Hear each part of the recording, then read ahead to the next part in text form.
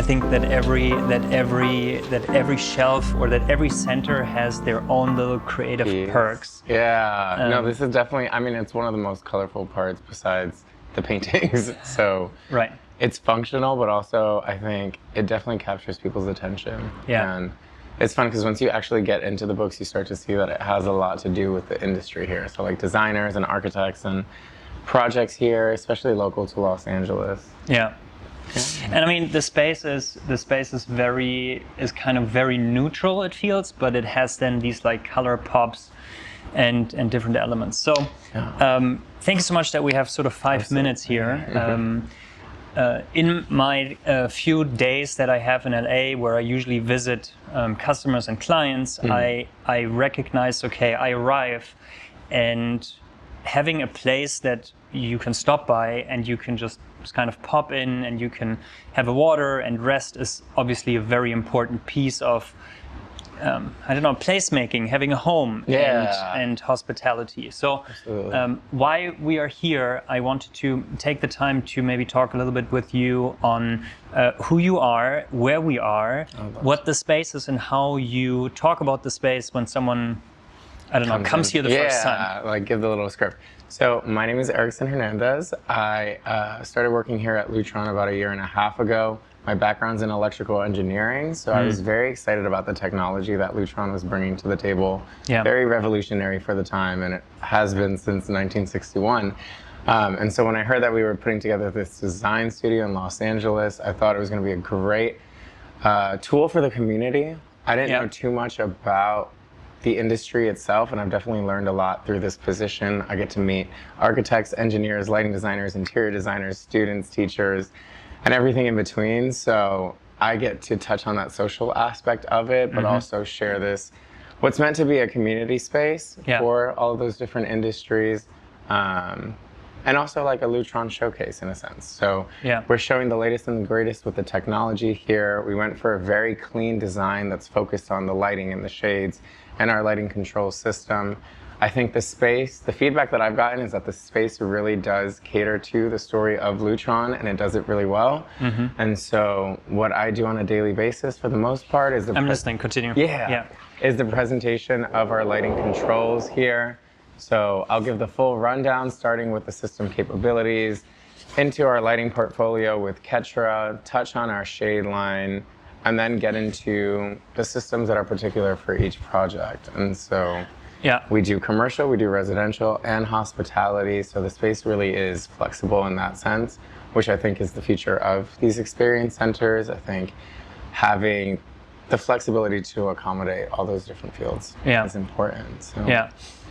I really loved, I was just sitting here at the corner to arrive and just get a little bit of email work done. And an interior designer came into the space, and I think that's the most exciting part for me is that whenever someone calls, whenever someone comes in, we don't know what he or she might need or want. Exactly. And then it's like asking questions and finding out, okay, how can we potentially help? And this is maybe if this is something that resonates with you as well, is that I'm so fascinated by the service aspect and trying to recommend something the customer or the client. Absolutely, yeah. And I think it's so interesting, especially here in Lutron, is that we all have such different backgrounds, like from lighting design to architecture to interior design, engineering, and I think it all plays a role for the greater purpose. And in that sense, what I feel like my job is when someone comes in, like the interior designer, and she's here focused on shades and everything, engineering mindset is if there's a problem, what are the viable solutions and what's a good solution for this fit? And so immediately it's like, how can I help you today? What are you looking at getting from your experience here and all of that? And as we sort of guide that conversation, you end up realizing that a lot of these people have their own creativity aspect that they're bringing to the table. And so she was very interested in the fabric composition and the colors and all of that. And we have the resources and the tools to guide her through that conversation, but I just enjoy engaging in problem solving in that sense. Yeah, and I think you just touched base on an important aspect, right? Is that even though we live in sort of a hybrid world, it was for her an important aspect to come here, to touch the fabric, to seal the fabric, and by you just like with the snap of a finger pulling down the openness shades factor shade, for the different openness factors, it's like a concept of openness, and now we're diving a little bit deeper into shades and the details here. Yeah, you push small details and you point out things that like people wouldn't normally think, but you know, because I don't want to say I'm the expertise on it, but like I have so many appointments that come in for this. So even when she's looking at the fabrics and I'm like, what color temperature is the lighting in the home? Because that's absolutely going to affect it. And it's something that you don't want to pick up fabrics and then down the line you get there and you're like, none of this looks like what I'm doing, and I have to restart the process. So eliminating any issues that may arise further on, but also not throwing too much information. I think that's where I've learned the story of how to tell things, and some people need to work on that. But and me more observing the interaction, I think you did a fabulous job of just saying as little as needed and as much as wanted. Exactly. In that aspect. Cool. So these centers are obviously very flexible in the sense that you already talked about it, that there are... The furniture moves. The furniture moves. We are moving, exactly. I move it all around. So we just had one single interior designer come in to try something, but the next appointment that's happening... Next appointment is going to be a school. We have Capstone College coming here, and they're actually all electricians or studying to be electricians. So I'm going to focus the conversation very much on like our wireless technology as well as our panelized system that we have in the back. If they're interested, we can start touching on some important details related to lighting and everything, but that's where you kind of have to like read the room, especially with a school. Students are so like, they're like sponges, they're craving information, and so, but they're not going to remember every small detail. So I think getting the major concepts out there. This space is so impactful because it gets people to appreciate lighting and lighting control, regardless of what you come in here to look at. She came in here to look at shades, but the fact that I was able to turn off the lights and show the different openness factor, change the lighting for the different color temperature and everything. As an interior designer, she's just focused on what the fabric looks like, but there's so many elements to that. So we do have a school coming in today. We have some commercial appointments coming in later this afternoon with architecture firms and everything. So throughout one day, I will see all different types of fields of work.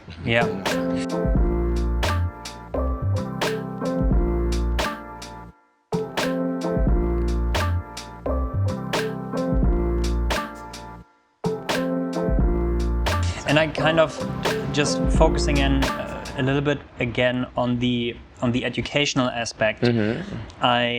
As much as I appreciate the field of engineering, what I love that these centers also are able to, or design studios, experience centers, allow is to go very, very deep on very specific engineering questions. But what I also appreciate is that as the spaces are so well designed, and if anyone who's watching this has been to a center in New York, in LA, in London, in all of the other places where we have centers or design studios, is that we can go deep and talk narrow about these engineering elements and what a LUT-ELI is, and what a wireless sensor does, and how the protocols the diodes degrading, all that fun But stuff. at the same time, I think communicating to electrical engineers, and I'm maybe making here, I'm writing on a prejudice, is that having an awareness or building an awareness for design and the finished result, that engineering and design have to work together to create an amazing experience. So that's what I love about these studios, is that I will oftentimes in a project get the owner or developer, the architect, the engineer, and the designer all in one room. And they're all focused on their different aspects. So the engineer is looking at the back end, the designer is looking at the materials and all that. But they're all in one room, and I try to guide the conversation all together because we all need to have that conversation. Engineer might not care about what tunable white is or the different color temperature range and everything, but once they start to see that designers are specifying something like that and it's something that they need to know, on the technical side, then they'll start to appreciate it when they get to experience it. And lighting just really is one of those things that you have to experience to really understand it. Before this, would think of lighting as a utility. I never thought twice about the fact that we could dim lights or how it would change color temperature or anything. And to go from that to where I'm at now is just such a dramatic change, and I can't unsee it. And so I feel like my purpose with these centers and with this story is to get other people to appreciate it, because it's everywhere and it's every day and you're always engaged with it. And so I don't think there are people that don't want to know about it. I just feel like they are so accustomed to what they do that they feel like, oh, it's too complicated to learn. And that's where it's like, no, there's different levels to it. You may not have to get into the nitty gritty of like Kelvin numbers, but just knowing what warm dimming is versus tunable white versus color changing and all that. Yeah. And I think exactly these conversations and the centers connecting people and connecting the different fields of either architecture, interior design, lighting design, engineering, educational elements is, I think, as the lighting and controls world and the technology is just moving together. Now we're talking a little bit more about technology. Even though I just I know. I'm trying to get ready for the school coming. A design-focused conversation, but as technology allows to remove inefficiencies, especially when we're talking about tunable white, and we can have less panel space, we can have more flexibility. Exactly. But there's a win-win for everyone. It's a win-win for everyone, but it requires a shift in thinking. And I think for the construction industry that has been going for, I don't know how many hundred, potentially 1,000 years in a way, right? All the way from the pyramids. Exactly. is something that requires a shift in thinking. And I think that's why these centers, at least for me, how I experience them, is they are like think tanks. They are here to connect people. They are here to allow for new thoughts, new inspiration, new input, how things can be different, enhanced, better moving forward. And over all of this piece is, I feel like that every center is just radiating an enormous amount of hospitality. Very much so. Very much so. Whenever, sorry, go ahead. No, it's a part of the community, and I think that's what I was told when we were opening up this space, was that, I mean, I knew it was a very service-oriented job, and that's why I liked it. I got to be face-to-face with a lot of customers and client, and that first line of defense, I guess you would say. Yeah. But it's really become a community space. We host community events here, so architecture firms are welcome to have their anniversary parties or anything like that here. And it builds up the name for not only just the company, but just the city in general and for the industry. And so there's enough resources here that you have the flexibility of having a project-based meeting and having it on the TV or the board with full AV. You can have a conference call and present it to anywhere in the world.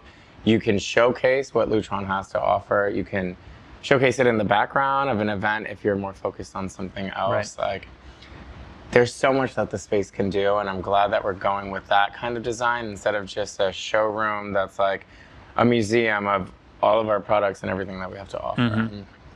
And I think I have in mind like overseeing or supporting the strategy for lighting designers in North America. I'm thinking like larger firms that are more established, but I think this is also potentially a great opportunity for designers or engineers who are kind of just starting out and maybe want to have a meeting spot to meet a client where it's not like an established firm, and especially coming out of COVID, the whole dynamic of the home office has kind of changed. Completely changed. Yeah. Exactly. So, I mean, I always tell people, I'm like, I don't mind going to work because I have the best lighting at work. And so, and it's a beautiful office space. We're here in downtown Los Angeles, surrounded by buildings.